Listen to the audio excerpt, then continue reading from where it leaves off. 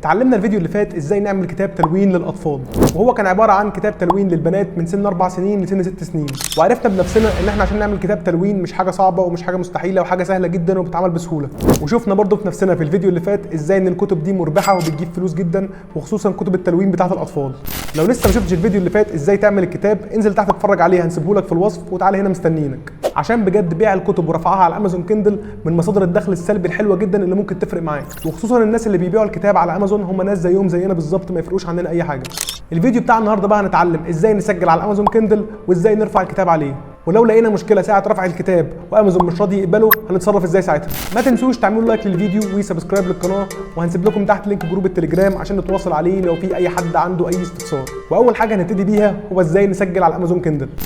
هنروح نخش على الموقع بتاع امازون كيندل وهنسيب اللينك تحت في الديسكربشن، ولو احنا عندنا اكونت قبل كده هنعمل ساين ان، ولو ما عندناش هنعمل جوين كي دي بي من الاول. ولو عندك اي اكونت لاي حاجه تبع امازون قبل كده هيشتغل معاك عادي. فاحنا هنعمل ساين ان للاكونت بتاعنا القديم، وما اعتقدش في حد يعني ما عندوش اكونت على امازون الا ناس قليله، فاللي ما عندوش يعمل جوين كي دي بي من الاول، ودي سهله مفيش فيها حاجه.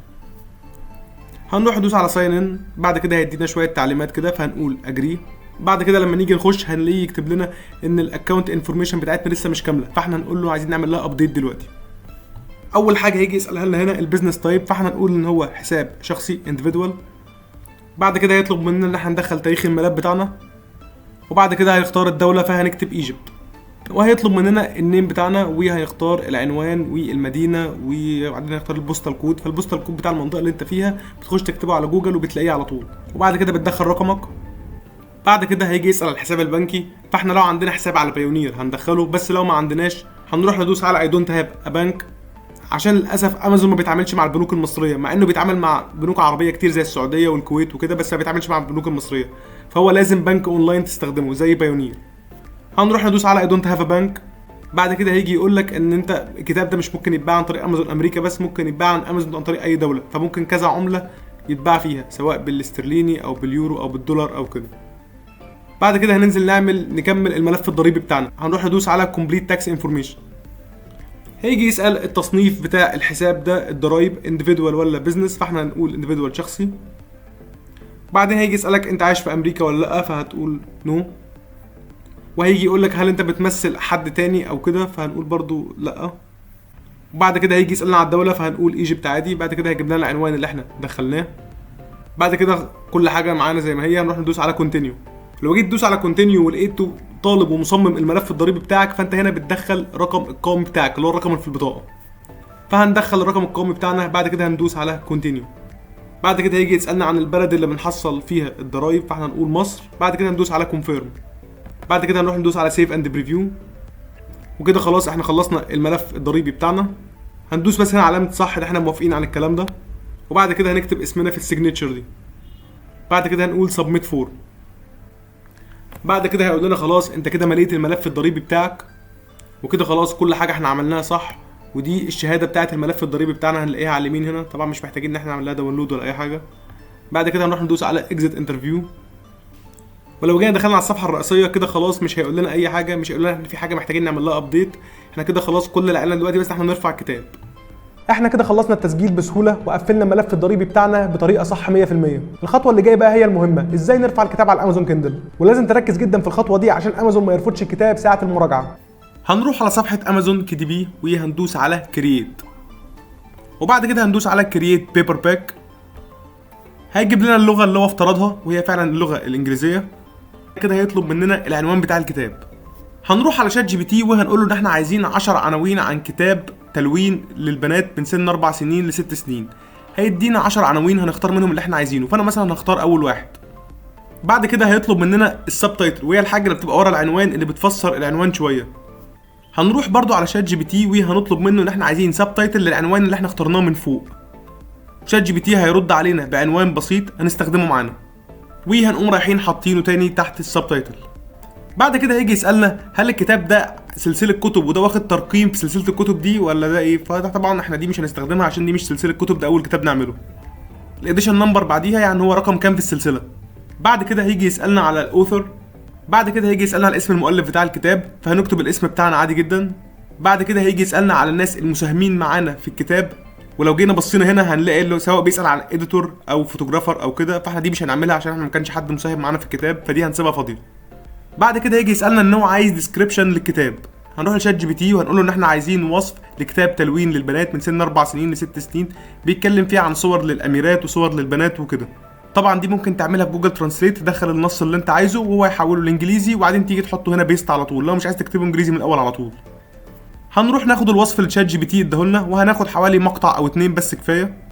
بعد كده هنيجي نحطهم في الوصف معانا هنا. بس في نقطه لازم تاخد منها، ان هو هنا افترض اسم كتاب اللي هو بالازرق ده مش ده الكتاب اللي احنا اخترناه اصلا، ومش ده الاسم اللي احنا اخترناه، هو افترض اسم كتاب من عنده، فاحنا هنشيل الاسم ده وهنحط الاسم اللي احنا اخترناه فوق بالشكل ده كده بالظبط. بعد كده هيجيب لنا حقوق النشر، فهنقول له ان احنا الكتاب ده بتاعنا احنا اللي مالكينه. بعد كده هيجي يسالنا هل الكتاب ده فيه حاجه غير لائقه او حاجه فيها جنس او كده، فاحنا هنقول طبعا نو. لا يا عم عيب يا عم، استغفر الله العظيم يا رب. شوف بقى. بعد كده يجي يسالنا على عمر اللي هيلون الكتاب ده، فاحنا مثلا ممكن نعمله من 3 سنين ل 6 سنين مثلا، او من 4 ل 6 سنين في الرينج ده يعني. بعد كده هنقول ان احنا عايزين الماركت بليس بتاعنا يبقى امازون، دي هنسيبها زي ما هي. وبعد كده هيجي يسالنا هل الكتاب ده تصنيفه ان هو لو كونتنت ولا لارج برنت بوك. طبعا اللو كونتنت زي ما انتم شايفين كده ده عباره عن نوت بوك وكده، فدي حاجه مالهاش علاقه اللي احنا بنعمله خالص، فاحنا هنختار اللي هي اللارج برنت بوك، ودي نوعيه الكتب اللي بيبقى فيها رسومات وكده كتير، وده اللي احنا عاملينه. وبعد كده هيطلب مننا 7 كي ووردز ندخلهم، 7 كلمات مفتاحيه عشان اي حد بيعمل سيرش بالكلمات دي يلاقي الكتاب على طول. فمن غير ما نتعب نفسنا هنروح على شات جي بي تي برضو ونقول له احنا عايزين كي ووردز للكتاب ده، وشات جي بي تي هيدينا حوالي 15 او 20 كمان كي وورد، فاحنا هناخد منهم مثلا اي 7 اللي احنا شايفينهم مناسبين يعني، هما كلهم بيلعبوا في نفس الرينج يعني ونفس الكلام اللي احنا بنتكلم فيه. هناخد منهم 7 وهنحطهم في الكي ووردز بالشكل كده بالظبط. هنملى ال7 كي ووردز او ال7 كلمات مفتاحيه بالطريقه دي. بعد كده هيجي يسالنا هل الكتاب ده اتنشر قبل كده ولا دي اول مره، فدي هنسيبها زي ما هي على الاختيار الاولاني. وبعد كده الريليز ديت برضو هنسيبها برضو على الاختيار الاولاني اللي احنا عايزينه يتباع دلوقتي. بعد كده هنروح ندوس على سيف اند كونتينيو. لما جينا دوسنا على سيف اند كونتينيو ففي حاجه احنا نسيناها فوق ما عملناهاش، فهنطلع نعملها اللي هو الكاتيجوري. هنروح ندوس على تشوز كاتيجوري، وبعد كده هندوس على اول واحده من سيلكت 1 دي، هنختار الفئه بتاعه الكتاب دي ايه او بتستهدف ايه، فهيظهر لنا حاجات كتيره جدا. فمثلا هنروح نختار مثلا تشيلدرنز بوكس مثلا، دي اول واحده. وبعد كده هياخدنا لتصنيف تاني هندوس عليه برضو، ومثلا هنروح نختار اي حاجه، نختار مثلا اكتيفيتيز مثلا اند كرافتس اند جيمز. وبعد كده هياخدنا لتصنيف تالت هنروح ندوس عليه برضو، وهنقول له مثلا هنا اكتيفيتي بوكس مثلا، ومثلا هنختار هنا من الاسهم دي. وبعد كده هنختار على اليمين هنا هنختار جنرال، ودي هنعملها 3 مرات. احنا عملنا اول مره، المرتين التانيين هنعملهم بنفس الطريقه بالظبط. هنروح ندوس برضو على اد انذر كاتيجوري، وبرضو هنختار تصنيف، بس طبعا بقى المره دي نختار تصنيف غير اللي خدناه اول مره عشان يظهر مع البحث الكتير الكتاب بتاعنا. فهنختار مثلا كرافتز اند هوبز اند هوم اند كده.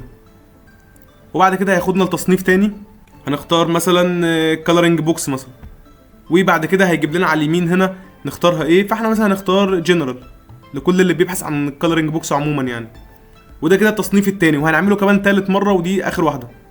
هنروح ندوس برضو على اد انذر كاتيجوري، وهنختار بقى تصنيف غير المرتين اللي خدناهم اول مره، فهنختار مثلا ارت اند فوتوغرافي. بعد كده التصنيف اللي بعديه فهنختار مثلا دروينج، وهياخدنا لتصنيف صب تاني، فهنختار مثلا كارتونينج مثلا كده.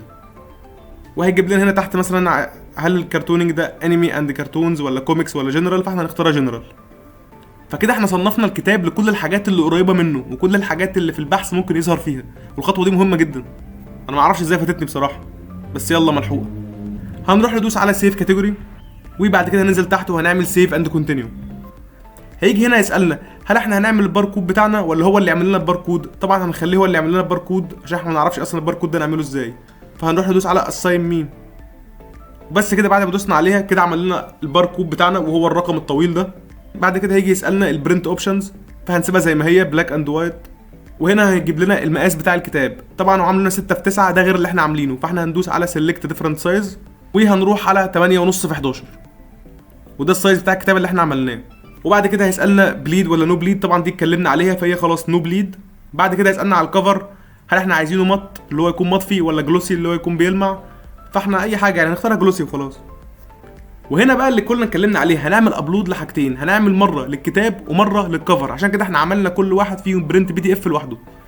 فاول واحده هنا هنروح نعمل ابلود للكتاب. كده احنا عملنا ابلود للكتاب. هننزل تحت شويه وهنعمل ابلود للكفر. وكده احنا عملنا ابلود للكتاب والكفر. هننزل تحت وهيسالنا هل احنا استخدمنا اي حاجه من حاجات الذكاء الاصطناعي في الصور او في الكلام او كده، فاحنا هنقول يس عشان احنا استخدمنا الصور من على ليوناردو.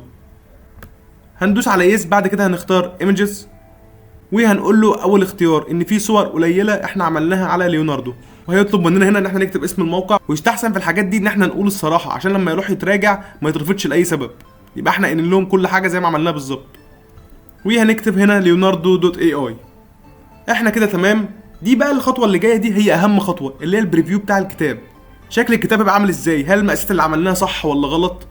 هل الباركود باين ولا مش باين؟ هل هيحصل مشاكل في الطباعه ساعه لما الكتاب ده يجي يتطبع ولا لا؟ كل ده بنعرفه بقى في الخطوه دي. فهنروح ندوس على لونش بريفيور. اول حاجه هتظهر معانا الكفر، وزي ما انتم شايفين الكفر طالع كويس جدا. الباركود تحت محطوط في مكان لوحده مرتاح، ومفيش كلام متاكل ومفيش حاجه من الصور متاكله، وكل حاجه مظبوطه. فالكفر ده بصراحه انا شايف ان هو كده كويس، بس هو كان ممكن يبقى احسن شويه لو كان الفصل اللي في النص كان صغر شويه عن كده. فدي بقى ممكن نرجع نعدلها على كانفا، بس دي طبعا بقى مش هنعملها دلوقتي. ده بقى لو انت جاي بتطبع الكتاب يبقى اعمل الخطوه دي. وفي برضو لو بقى يعني حد عايز الكمال يعمله، يعني لو بصينا هنا على الشمال هنلاقي الفستان بتاع الاميره اللي فوق هنلاقي متاكل منه برضو حته من الجنب كده، فاحنا محتاجين بس احنا نروح نزقها من على كانفا لليمين كده شويه. لكن طبعا هو الشكل العام كده مقبول، بس انا بتكلم بقى لو حد عايز يعمل حاجه مفيش فيها غلطه على الفرازه يعني. فدي اول حاجه، الكفر بنسبه كبيره مقبول. هنيجي بعد كده بقى هندوس بالسهم اللي في الجنب ده وهنجيب بقيه الصور اللي معانا. اول حاجه عشان تعرف ان الصور اللي احنا عملناها دي مظبوطه ولا مش مظبوطه، هتبص على الشمال على الكواليتي تشيك دي. فمادام هنا مش جايب لك ايرور ومش جايب لك علامات حمراء، فدي معناها ان احنا عاملين الكتاب صح. وما اكدبش عليكم برضو، انا لما جيت ارفع الكتاب اول مره هنا بصراحه على الشمال جاب لي كذا صوره كده ان كانت فيها المقاسات غلط، فرجعت عدلتها على كانفا. بس التعديل بتاعها بيبقى سهل وبيبقى راسم لك بس انت محتاج تجيب الصوره كده شويه، محتاج تصغرها شويه، فدي بتبقى بسيطه. فلو لقيت جاي لك ايرور ساعه وانت جاي بتعمل الكتاب دلوقتي ما تقلقش، الموضوع بسيط وبيتحل على كانفا بسهوله، وبعدين بترفع الكتاب تاني. فاحنا الحمد لله بما ان الكواليتي تشيك اللي على الشمال ما جاش فيها اي ايرور او اي علامه حمراء او اي حاجه، فدي معناها ان احنا الكتاب بتاعنا مظبوط وجاهز للطباعه. وحتى في الايرور اللي بيجي على الشمال هنا هو ما بيقولكش ايرور كده وخلاص، هو بيقول لك الصفحات صفحه كذا وكذا وكذا وكذا هي دي اللي فيها مشكله. فالموضوع بسيط يعني. فكده بما ان الكتاب معانا تمام، هنروح ندوس على ابروف. والخطوه اللي بعد كده هيجيب لنا تكلفه الطباعه. فبالنسبه ان احنا عدد الكتاب 40 صفحه والمقاس 8.5 في 11، فطباعه الكتاب ده هتبقى ب $2.84. فدي طبعا بقى بيختلف على حسب المقاس وبيختلف على حسب عدد الورق والكلام ده كله. فده طبعا اول رقم بيتشال من اجمالي المبلغ اللي انت بتكتبه اصلا. المهم هنروح ندوس دلوقتي على سيف اند كونتينيو. بعد كده هيجي يسالنا هل عايزين الكتاب ده يتحط في كل دول العالم ولا في دول معينه، فاحنا طبعا نختار الاختيار الاولاني ان هو يبقى في كل الدول. وهنا بقى نختار اهم خطوه، هو التسعير بتاع الكتاب نعمله كام. هنلاقي مكتوب تحت المينيمم $4.73 والماكسيمم $250. وطبعا بما اننا عايزين نعمل سعر كومبيتيتيف جدا وفي تنافس قوي، فاحنا هنعمله مثلا $8. طبعا السعر ده حاجه تقديريه جدا في اختيار كل واحد، بس احنا عايزين سعر يكون يشد الناس انها تشتريه بس مش اكتر. لكن طبعا اللي احنا عاملينه ده وان احنا عاملين 20 صفحه وصور بالذكاء الاصطناعي والكلام ده كله، هو طبعا يستاهل اكتر من 10 و15 كمان مقارنه بالكتب اللي على الامازون يعني. المهم لو عملناها 8 فهيطلع مكسبنا احنا حوالي $1.96، يعني حوالي $2 مكسب من كل كتاب بيتباع. فطبعا لو بيتباع كميه ده تبقى حاجه كويسه. المهم بعد ما نخلص الخطوه بتاعه تسعير الكتاب هنقوم نازلين تحت، وهنا هيقول لك ريكويست بروف، ده لو انت عايز نسخه ليك يعني عايز تشتري نسخه تجيلك، دي هنسيبنا منها. بعد كده هندوس على publish your paperback book، وده هيبقى شكل الكتاب لما امازون يجي ينشره. هيظهر الكفر اللي احنا عاملينه وهيظهر الاسم وبعديها السبتايتلز اللي احنا كنا جبناه من على شات جي بي تي. وبعد كده هيقول لنا تحت ان الكتاب هياخد حوالي 72 ساعه عمال ما يتراجع من امازون. احنا كده خلصنا كل حاجه، وان شاء الله تحصلوا على اول بيعه من الكتاب قريب. ولو وقفت على كده حلو جدا، انت خلاص رفعت الكتاب على امازون واي حد هيخش يعمل سيرش هيلاقي الكتاب وممكن يشتريه وانت هتاخد الفلوس بتاعتك. لكن احنا مش هنسكت عند كده، احنا هنحاول كمان نزود فرص بيع الكتاب. ودي هنعملها ازاي؟ ان احنا الفيديو اللي جاي هنحاول نصنع فيه طرق كتيره لتسويق الكتاب على السوشيال ميديا، سواء عن طريق الصور او عن طريق الفيديوهات، عشان نزود حجم المبيعات بتاعتنا على قد ما نقدر. فانتظرونا ان شاء الله الفيديو اللي جاي، وانتظرونا بفيديو قوي جدا عن التسويق لكتب التلوين على السوشيال ميديا. وما تنسوش تعملوا لايك وسبسكرايب، ونشوفكم على خير. سلام.